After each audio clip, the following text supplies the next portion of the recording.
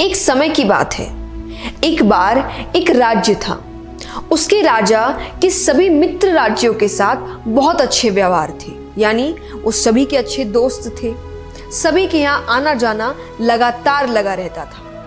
इसीलिए सभी राज्य उनके लिए आए दिन कुछ ना कुछ भेजते रहते थे। कभी जेवर हो, कभी खाने को कुछ हो, कभी वस्त्र हो, कुछ ना कुछ गिफ्ट्स हमेशा देते रहते थे।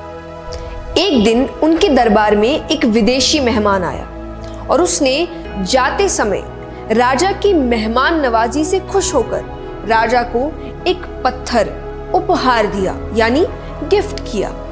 राजा को वो पत्थर बहुत ही अच्छा लगा।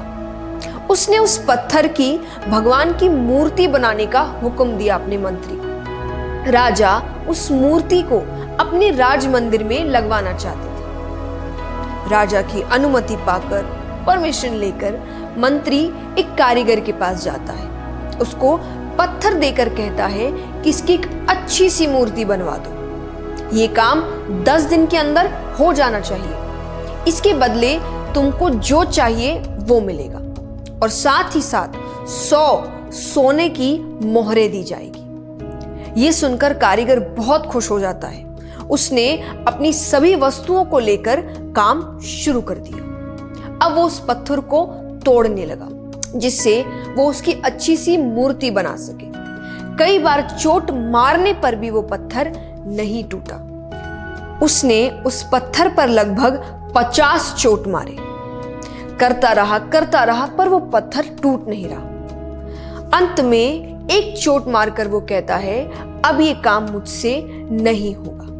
अरे जब इतनी चोट खाने पर भी ये पत्थर नहीं टूटा तो अब क्या खाक टूटेगा। वो उस पत्थर को वापस मंत्री को दे देता है और कहता है इसकी मूर्ति नहीं बन सकती। लेकिन मंत्री को तो किसी भी हाल में मूर्ति बनवानी थी, राजा का हुक्म जो था। मंत्री उस पत्थर को लेकर दूसरे एक साधारण कारीगर के पास जाता है। जैसे ही उस कारीगर ने एक चोट मारी और वो पत्थर टूट गया तो वो उसकी मूर्ति बनाने लगा। मूर्ति बनाकर उसने मंत्री को दे दी। मंत्री ने उसे मोहरें दे दी।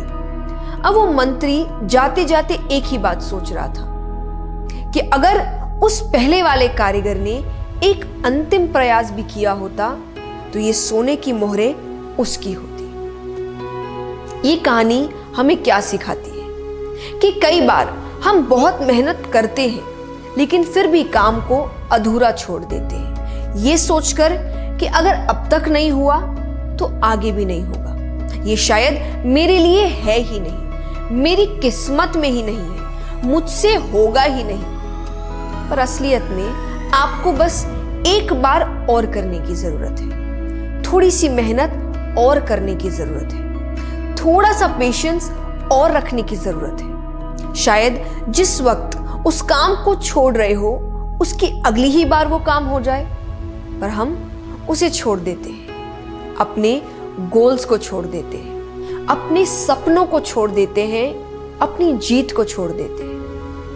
आपको पता है थॉमस एडिसन ने लाइट बल्ब सक्सेसफुली बनाने से पहले 9,999 टाइम्स अनसक्सेसफुल अटेम्प्ट्स करे।